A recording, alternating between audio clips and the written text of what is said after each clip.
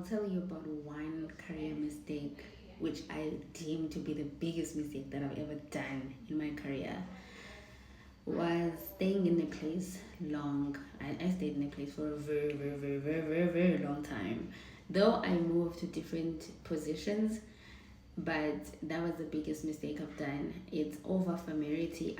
I realized that when you move to a different space, then you're able to rebrand yourself and move and become a different person because you're in a different environment.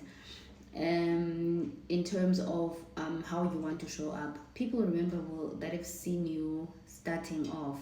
They have that the perception of you because you so you started your career. And then if you've been a junior, then they have that perception of you of being a junior. Even if you're moving into a senior role, they still have that perception. So when you're working with them, like in a let's say equal position, then they have a hard time working with you in that environment because they know you as a subordinate, for example. So that was the biggest mistake that I've done. But in that, because I knew that I would say my career goal was not to ever move to a different company, was to work for myself. So I had to stay longer because every time I tried to apply for other jobs, I knew this is not what I want. This is not what I want. I want to work for myself. I want to work for myself.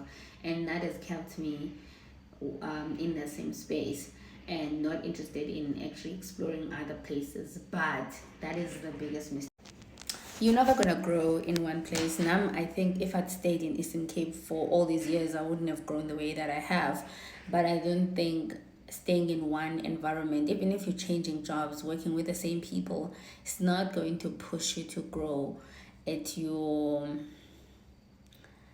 fullest potential. Yeah, that's the word, at your fullest potential.